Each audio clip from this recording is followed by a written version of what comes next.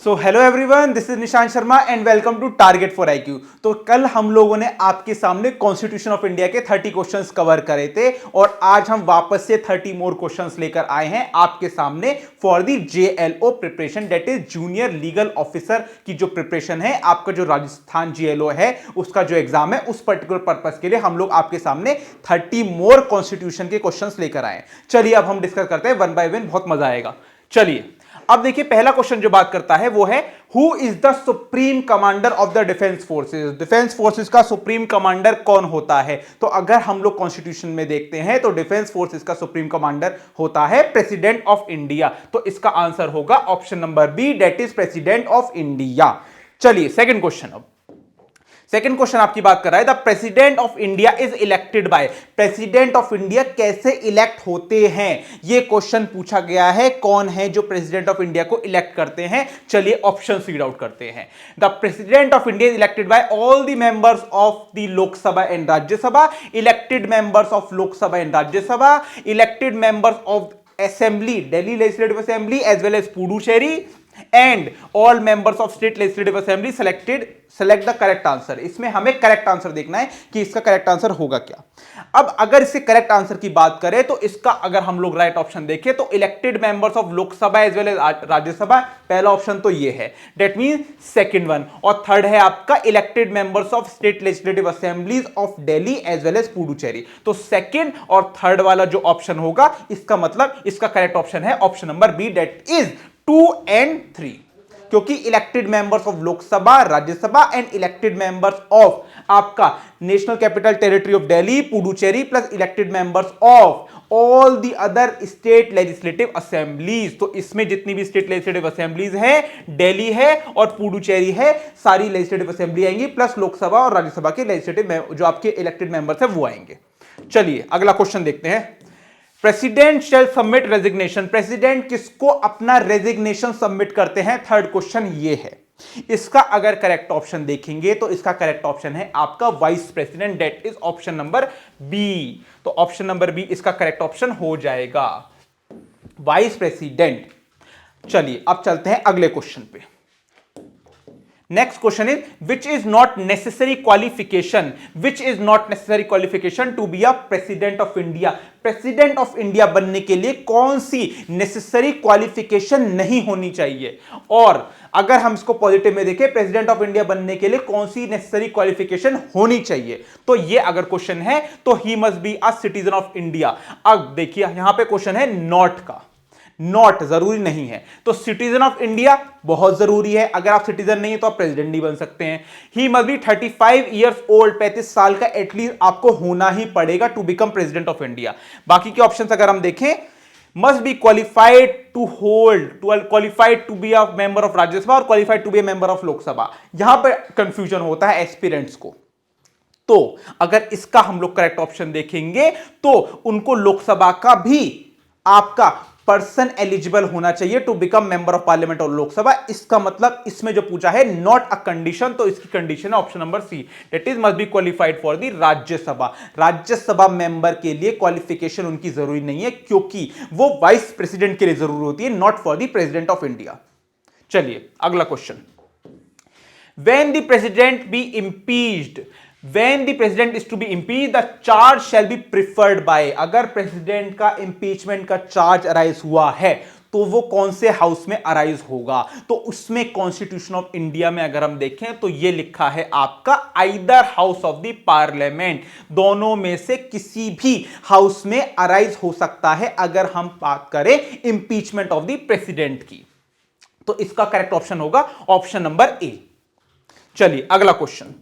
To remove the post, to remove the president, to remove the president from the post of impeachment can be brought on the ground of। अगर आपको president को remove करना है तो आपको किस ground को देखना पड़ेगा? अगर प्रेसिडेंट को आपको इंपीच करना है तो इसका करेक्ट ऑप्शन है वॉयलेशन ऑफ द कॉन्स्टिट्यूशन। अगर प्रेसिडेंट ऑफ इंडिया ने वॉयलेट करा है कॉन्स्टिट्यूशन के प्रोविजंस को, only that in that case the president can be impeached, उस केसेस पे आपके प्रेसिडेंट इंपीच हो सकते हैं। इसका मतलब इसका करेक्ट ऑप्शन होगा option number A, that is violation of the constitution.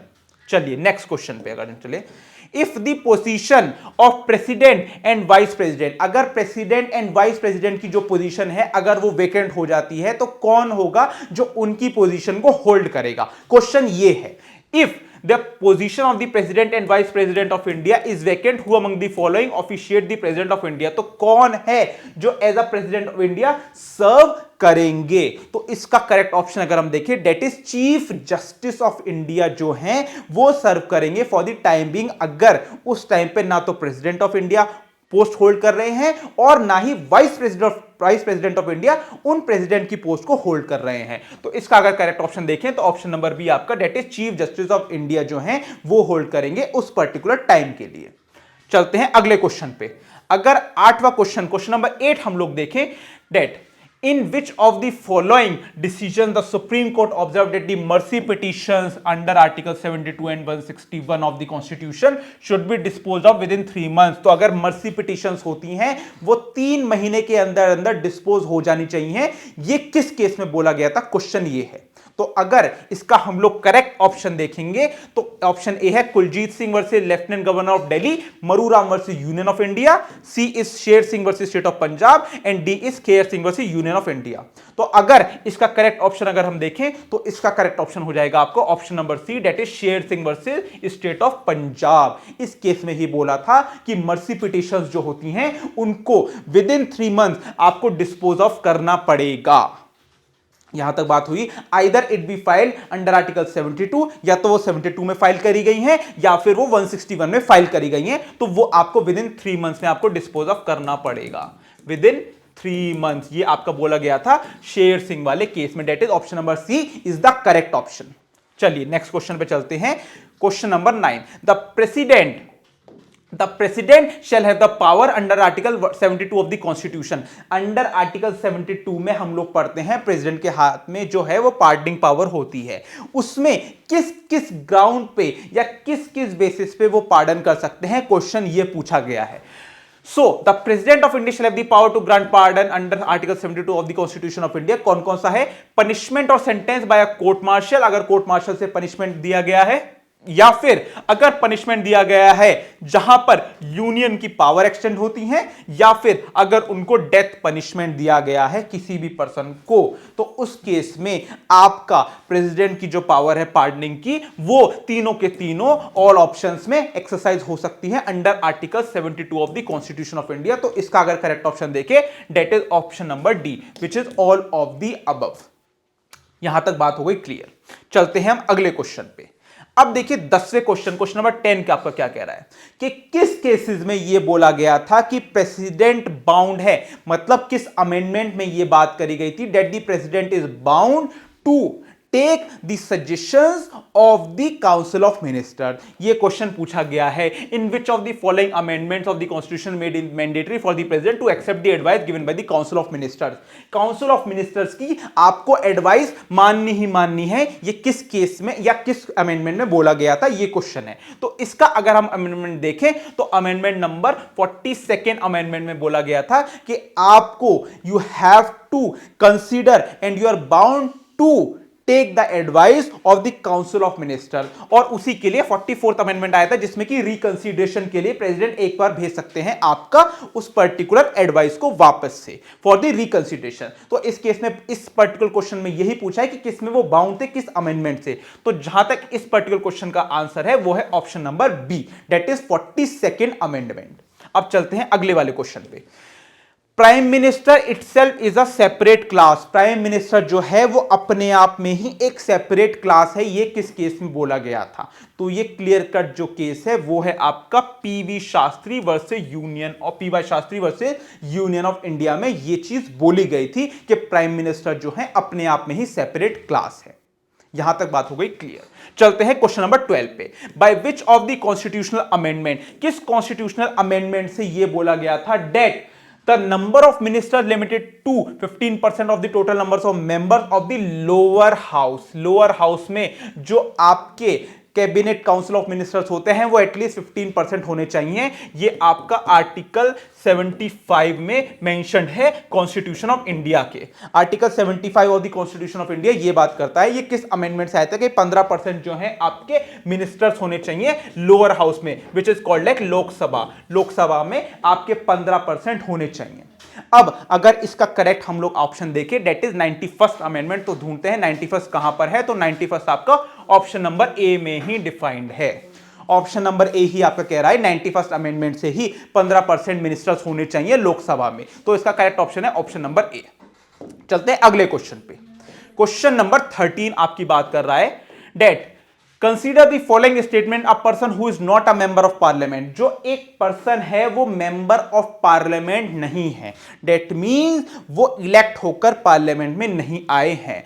उसमें क्या है, can not be appointed as a minister, can be appointed as a minister for 6 months, can be appointed as a minister for 6 months, renewable another 6 months, 6 महीने के होने के बाद वापस से 6 महीने के लिए और हो सकते हैं। और फोर्थ अगर ऑप्शन देखें तो can be appointed as a minister beyond 6 months on his election on either house of the parliament, मतलब कि 6 महीने के बाद भी हो सकते हैं अगर उन्होंने इलेक्शन लड़ा और वो इलेक्शन में जीत गए। तो उस केस में आपका जो पर्सन है, जो मिनिस्टर है, वो आपके पर्टिकुलर 6 महीने के बाद भी हो सकते हैं। क्वेश्चन ये पूछा गया है। अब इसमें देखते हैं करेक्ट ऑप्शन होगा क्या। अब देखिए, जो particular person member of parliament नहीं है वो आपके मिनिस्टर जो हैं नहीं हो सकते। ये ऑप्शन गलत है क्योंकि वो 6 महीने तक आपके मिनिस्टर हो सकते हैं। तो ऑप्शन नंबर 2 जो है वो सही है एकदम। और 6 महीने के बाद भी हो सकते हैं अगर वो इलेक्शन लड़े और जीत गए, जो कि आपको ऑप्शन नंबर 4 में बात कर रहा है। तो अगर इसका करेक्ट ऑप्शन देखें तो 2 and 4 would be the most appropriate and correct option, which is option number ए। जो इसका करेक्ट ऑप्शन है वो आपका ऑप्शन नंबर ए है, दैट इज 2 and 4। अब चलते हैं अगले क्वेश्चन पे, question number 14। Which of the following provisions empowers the president, which of the following provisions empower president to appoint prime minister. जो प्रेसिडेंट को पावर दी गई है प्राइम मिनिस्टर को अपॉइंट करने की, वो कौन से आर्टिकल से डिराइव होती है। क्वेश्चन इतना पूछा गया है बस। तो अगर सिंपली हम लोग आर्टिकल 75 पढ़ें तो क्लियरली लिखा है the president shall appoint the prime minister and all other ministers shall be appointed by the president on the aid and advice of the prime minister। तो इसका करेक्ट ऑप्शन देखिए, that is option number B, जो कि आपका बात करता है article 75। अब चलते हैं अगले क्वेश्चन पे, क्वेश्चन नंबर 15 पे। क्वेश्चन नंबर 15 आपका कह रहा है date The right of audience under the Constitution of India given to Attorney General of India in the performance of his or her duty is right regarding। अब देखिए, right of audience वो होता है कि अटॉर्नी जनरल ऑफ इंडिया, जैसे कि हमें पता है हाईएस्ट लॉ ऑफिसर होता है किसी भी आपका पर्टिकुलर कंट्री की।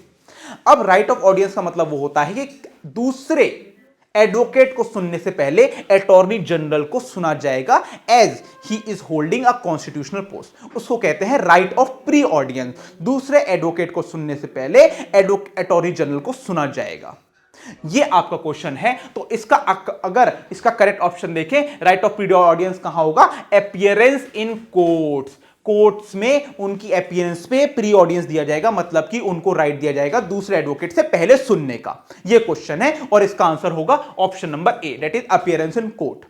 चलिए अब चलते हैं अगले क्वेश्चन पे।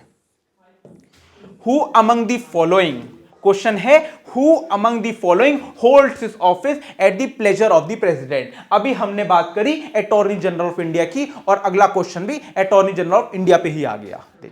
वो पूछ रहा है कि प्लेजर ऑफ द प्रेसिडेंट पे कौन अपॉइंट होते हैं, क्वेश्चन ये पूछा गया है। तो प्लेजर ऑफ द प्रेसिडेंट पे जो अपॉइंट होते हैं वो हैं आपके अटॉर्नी जनरल ऑफ इंडिया। ये आपका जो ऑफिस होल्ड करते हैं ये प्लेजर ऑफ द प्रेसिडेंट पे करते हैं, जो आपका आर्टिकल 76 बात करता है कॉन्स्टिट्यूशन ऑफ इंडिया का, कि अटॉर्नी जनरल जो हैं वो as a pleasure of the president of India उनको अपॉइंट करेंगे, and he holds the office till the president wants him to hold.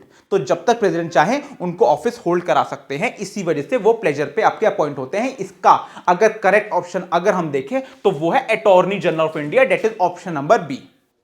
चलिए next question, question number 17।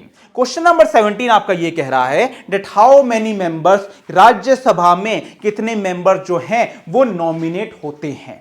How many members of Rajya Sabha can be nominated by the president, president जो है कितने members को nominate कर सकते हैं on the basis of literature, art, science and social service पे nominate करेंगे प्रेसिडेंट कितने पर्संस को राज्यसभा में, क्वेश्चन ये पूछा गया है। तो इसका अगर करेक्ट ऑप्शन देखें तो इसका करेक्ट ऑप्शन है 12। तो 12 कहां दे रखा है, 12 दे रखा है ऑप्शन नंबर बी में। 12 मेंबर्स को, 12 सदस्य को प्रेसिडेंट के हाथ में पावर्स है कि वो अपॉइंट कर सकते हैं।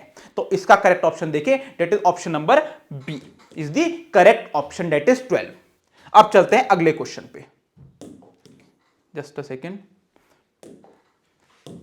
चलिए, अकॉर्डिंग टू आवर कॉन्स्टिट्यूशन, अब देखिए अगला क्वेश्चन है, according to the constitution Rajya Sabha is, अब राज्यसभा जो है वो डिसॉल्व होती है, नहीं होती, होती है तो कितने टाइम के लिए होती है, और नहीं होती तो कैसे नहीं होती। कोई आपका ये क्वेश्चन इसमें पूछा गया है that Rajya Sabha is subject dissolve in 2 years, dissolve every 5 years, dissolve every 6 years, या फिर not subject to dissolution. Question ये है। तो इसमें जैसे कि हम पढ़ते हैं, आपको जो राज्यसभा है कॉन्स्टिट्यूशन ऑफ इंडिया में, वो नॉट सब्जेक्ट टू डिसोल्यूशन है, उनको डिसॉल्व नहीं किया जा सकता। वो आपके 1/3 जो मेंबर हैं हर 2 साल में रिटायर होते हैं। 1/3 मेंबर्स रिटायर एवरी 2 years, हर 2 साल में 1/3 मेंबर्स जो हैं वो आपके रिटायर होते हैं। इसमें अगर राज्यसभा की बात करें, लेकिन राज्यसभा लोकसभा की तरह डिसॉल्व नहीं होती, तो इसका आंसर है not subject to dissolution, that is option number D. अब चलते हैं अगले क्वेश्चन पे। What is the minimum age prescribed for the member of Lok Sabha? Lok Sabha member बनने के लिए एटलीस्ट कितनी एज आपको कितनी एज का होना पड़ेगा? तो ये क्लियर कट इसका सिंपल और आंसर है, आपको एटलीस्ट 25 साल का होना पड़ेगा। You have to be at least 25 years of age before elected or before contesting election for the member of parliament in the Lok Sabha। तो इसका अगर करेक्ट ऑप्शन देखें, इसका ऑप्शन है option number B, that is 25 years। यहां तक हो गया क्लियर। अब चलते हैं अगले क्वेश्चन पे, question number 19। Time gap between 2 sessions of parliament, 2 sessions of parliament में टाइम गैप कितना हो सकता है? अगर हम इसकी बात करें तो इसका करेक्ट ऑप्शन होता है 6 months तक का टाइम गैप मैक्सिमम हो सकता है आपका 2 सेशंस के लिए। तो आपका इसका अगर करेक्ट ऑप्शन है वो है option number C, that is 6 months। 6 महीने कम से कम टाइम गैप होना चाहिए between 1 session and between the finish off 1 session and the commencement of another session. तो आपका 6 महीने का टाइम गैप इसका होना चाहिए। इसका मतलब इसका करेक्ट ऑप्शन है ऑप्शन नंबर सी। चलते हैं अगले क्वेश्चन पे। The quorum of meeting of the house of the people, अगर कोरम देखें कि कितनी कोरम होनी चाहिए, अगर लोकसभा में मीटिंग करनी है तो कितनी कोरम होनी चाहिए, तो इसको अगर हम आर्टिकल 100 देखते हैं कॉन्स्टिट्यूशन ऑफ इंडिया का, तो उसमें क्लियरली लिखा है 1/10 of the total members, total members का 1/10 होनी चाहिए कोरम, अगर कोई भी मीटिंग आपको होल्ड करनी है इन दी लोकसभा। तो इसका करेक्ट ऑप्शन है option number A, that is 1/10 of the total number of members. Now proceed to next question, question number 21। Question number 21 आपका कह रहा है that decisions regarding disqualification of members of Lok Sabha, Lok Sabha के मेंबर्स पे अगर आपको डिस्क्वालिफिकेशन डिसाइड करना है तो वो कौन डिसाइड करेंगे? क्वेश्चन इतना पूछा गया है। तो इसका अगर करेक्ट ऑप्शन देखें, इस डिस्क्वालिफिकेशन में अगर शेड्यूल 10 की बात करें तो 10 के शेड्यूल में अगर डिस्क्वालिफिकेशन है मेंबर ऑफ लोकसभा का, तो वो आपका डिसाइड करते हैं speaker. Speaker of Lok Sabha decide करेंगी आपके डिस्क्वालिफिकेशन। और अगर डिस्क्वालिफिकेशन आपका हो रहा है आर्टिकल 101 एंड 102 में, तो उसमें आर्टिकल 103 में लिखा है that election commission of India, president जो करेंगे वो इलेक्शन कमीशन ऑफ इंडिया की कंसल्टेशन के बाद डिसाइड करेंगे डिस्क्वालिफिकेशन। लेकिन जहां पर शेड्यूल 10 का मामला है वहां पर आपका डिसाइड करेंगे speaker, that is option number A is the correct option. चलते हैं अगले क्वेश्चन पे। क्वेश्चन नंबर 22 आपका कह रहा है the provisions relating to privileges and immunities, जो प्रिविलेज एंड इम्यूनिटी दी जाती है मेंबर ऑफ पार्लियामेंट को और स्टेट लेजिस्लेटिव असेंबली के मेंबर्स को वो कौन से आर्टिकल में दी जाती है, तो वो आर्टिकल है 101, 102, 194 एंड 195। अब देखते हैं कौन से ऑप्शन में ये दे रखा है। अब देखिए, अगर इसका करेक्ट ऑप्शन देखिए जहां तक इम्यूनिटीज की बात है, इम्यूनिटीज की हम लोग बात करें तो वो 105 है। 101, 102 इज अबाउट द डिस्क्वालिफिकेशन, वो डिस्क्वालिफिकेशन की बात कर रहा था मैं। अगर हम लोग प्रिविलेजेस की देखें तो 105, 106, 194 एंड 195 में आपका दे रखा है regarding the particular privileges and immunities of the member of parliament. तो इसका अगर करेक्ट ऑप्शन देखेंगे तो इसका करेक्ट ऑप्शन है ऑप्शन नंबर सी। तो ऑप्शन नंबर सी में कह रहा है 105, 106, 194 एंड 195 में आपका पर्टिकुलर इम्यूनिटीज एंड प्रिविलेजेस की बात करते हैं। तो इसका करेक्ट ऑप्शन है ऑप्शन नंबर सी। चलिए अगले क्वेश्चन नंबर 23 पे। क्वेश्चन नंबर 23 ये कह रहा है that on the dissolution of Lok Sabha a bill pass by both houses of the parliament awaiting assent of the president. अब एक बात बताइए, अगर दोनों हाउसेज से बिल पास हो चुका है और सिर्फ प्रेसिडेंट की एसेंट चाहिए उस बिल को पास करने के लिए, तो उस केस में अगर लोकसभा डिसॉल्व हो जाती है तो क्या उस बिल पर कोई इफेक्ट पड़ेगा? तो इसका आंसर है नहीं। अगर दोनों हाउसेस से कोई बिल पास हो गया है and the bill is awaiting the ascent of the president and meanwhile the Lok Sabha is dissolve, तो उस केस में उस पर्टिकुलर बिल पे कोई इफेक्ट नहीं पड़ेगा। दैट मीन वो जो बिल है वो लैप्स नहीं होगा। तो इसका करेक्ट ऑप्शन है option number B, that the bill does not lapse. चलिए अगले क्वेश्चन पे चलते हैं। नाउ द नेक्स्ट क्वेश्चन है क्वेश्चन नंबर 24। क्वेश्चन नंबर 24 क्या कहता है, when the two house of parliament differ regarding a bill then the deadlock. अगर मान लीजिए कि दो हाउसेज ऑफ पार्लियामेंट में डिफरेंस हो रहा है रिगार्डिंग द बिल, कि एक हाउस कह रहा है कि मैं पास करूंगा, दूसरा हाउस कह रहा है कि no I will not pass this particular bill, तो उस केस में क्या होगा? उस केस में आप एक ज्वाइंट सिटिंग बुलाते हो, जो कि article 108 of the constitution of India में आप कॉल करते हो, जिसमें कि आपका स्पीकर जो है वो इस मीटिंग को प्रिसाइड करते हैं। और बुलाएंगे कौन? बुलाएंगे प्रेसिडेंट ऑफ इंडिया, उनको कॉल करेंगे, स्पीकर प्रिसाइड करेंगे और आर्टिकल 108 में ज्वाइंट सिटिंग बुलाई जाती है। तो इसका अगर करेक्ट ऑप्शन देखें, इसका करेक्ट ऑप्शन है option number A, that is joint sitting of both the houses of parliament.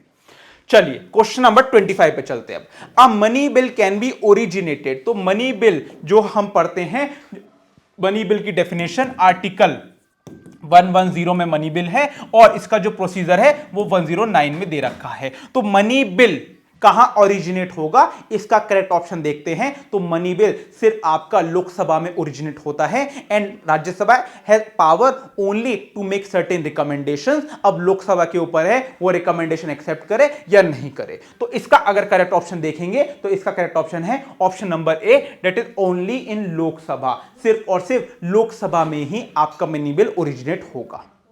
चलते हैं अगले क्वेश्चन पे। Question number 26, who among the following is empowered, who among the following is empowered to finally determine whether a bill is a money bill और not. कौन है जो finally determine करेगा कि ये बिल जो है ये मनी बिल है या नहीं? Who should be the authority, final authority कौन होगा? तो इसका अगर हम कॉन्स्टिट्यूशन में देखते हैं तो इसका करेक्ट ऑप्शन है speaker of Lok Sabha. Speaker of Lok Sabha he decide करते हैं कि ये जो बिल है ये आपका मनी बिल है या नहीं है। तो Lok Sabha is the soul authority who will decide whether the bill is a money bill और नॉट। तो इसका करेक्ट ऑप्शन देखेंगे तो ऑप्शन नंबर डी इसका करेक्ट ऑप्शन हो जाएगा। चलते हैं अगले क्वेश्चन पे। Who among the following presides over the joint sitting. जैसे कि मैंने अभी बताया था कौन प्रिसाइड करता है अगर ज्वाइंट सिटिंग बुलाई गई है। ज्वाइंट सिटिंग का मतलब एक हाउस कह रहा है कि मैं पास करूंगा, दूसरा हाउस कह रहा है कि नहीं ये बिल मैं पास नहीं करूंगा, तो उस बिल पे ज्वाइंट सिटिंग होगी तो कौन प्रिसाइड करेगा? क्वेश्चन इतना है। अगर इस पे हम आंसर देखें तो इसका आंसर है आपका speaker of the house of the people. जो स्पीकर होता है लोकसभा का वही इस पे प्रिसाइड करते हैं। तो इसका आंसर है ऑप्शन नंबर सी। चलिए question number 28, which of the following provision of the constitution of India deals with ordinance power of the president. President के पास ऑर्डिनेंस पावर कौन से आर्टिकल में है? तो उसका आर्टिकल का करेक्ट ऑप्शन है आर्टिकल 103। और अगर गवर्नर का देखें तो आर्टिकल 213 गवर्नर। गवर्नर के पास पावर है आपका ऑर्डिनेंस इशू करने की 213 में, और प्रेसिडेंट के पास पावर है आर्टिकल 123 में इशू करने की। तो इसका करेक्ट ऑप्शन हो जाएगा ऑप्शन नंबर ए। चलिए अब अगर क्वेश्चन नंबर 29 देखते हैं, राज्यसभा कितने टाइम तक विदहोल्ड कर सकता है। तो जैसे कि अभी मैंने बताया कि मनी बिल पर राज्यसभा की बहुत ही लिमिटेड पावर होती है, वो अपना सिर्फ और सिर्फ रिकमेंडेशन दे सकते हैं, उस पे कुछ उनका पर्टिकुलर डिसीजन नहीं होता, और मैक्सिमम टाइम तक, जो मैक्सिमम टाइम होता है उसको जो विदहोल्ड कर सकते हैं वो मनी बिल को, तो उसका मैक्सिमम टाइम है आपका 14 डेज, 14 दिन तक ही वो मनी बिल को विदहोल्ड कर सकते हैं। अगर 14 दिन में उन्होंने रिटर्न कर दिया, लोकसभा पास कर देगा, और अगर 14 दिन तक, इफ 14 डेज में अगर उन्होंने रिटर्न नहीं करा, तब भी लोकसभा के पास पावर है उसको पास करने की। तो मनी बिल के लिए केवल और केवल 14 दिन तक ही विदहोल्ड कर सकता है राज्यसभा मनी बिल को। तो इसका करेक्ट ऑप्शन देखा जाए तो ऑप्शन नंबर ए। चलिए अगला क्वेश्चन, द प्रोसेस, अगला और आज का ये लास्ट क्वेश्चन है। अब देखिए, the process which empowers Lok Sabha to draw funds in advance pending the completion of budgetary process. अब देखिए, बजटरी प्रोसेस के कंप्लीट होने से पहले लोकसभा के पास एक ऑप्शन रहता है, एक पावर रहती है कि अगर उसको फंड्स लेने हैं तो कैसे लेगी, अगर बजटरी प्रोसेस चल रहा है उस केस में। तो इसमें अगर करेक्ट ऑप्शन देखें तो इसका करेक्ट ऑप्शन है वोट ऑन अकाउंट। एक वोट ऑन अकाउंट होता है जिसके थ्रू आप कुछ फंड्स ले सकते हैं अगर बजटरी प्रोसेस में वो पर्टिकुलर फंड उस टाइम पे पास नहीं हुआ है। तो इसका अगर करेक्ट ऑप्शन देखें तो इसका है आंसर वोट ऑन अकाउंट। तो ऐसी ही हम डेली बेसिस पे आपके लिए जीएलओ के लिए टेस्ट सीरीज, एक टाइप का ये आप टेस्ट सीरीज ही मान सकते हैं इसको, डेली एमसीक्यू हम लोग लेके आ रहे हैं आपके लिए, और आगे चल के सब्जेक्ट टू सब्जेक्ट हम पूरा प्रीवियस ईयर एक्सपेक्टेड सारे कवर करेंगे। और इसके साथ साथ अगर आपने चैनल को सब्सक्राइब नहीं करा है तो टारगेट फॉर आईक्यू के चैनल को जाके सब्सक्राइब कर लीजिए, जिसकी वजह से आप जो हैं प्रॉपर जीएलओ की प्रिपरेशन, अपना क्वालिटेटिव कंटेंट, क्वांटिटेटिव कंटेंट और अपनी प्रॉपर प्रिपरेशन को और अच्छा पॉलिश कर सकते हैं, क्योंकि डेली बेसिस पे हम आपके सामने जीएलओ के लिए एमसीक्यू लेकर आएंगे।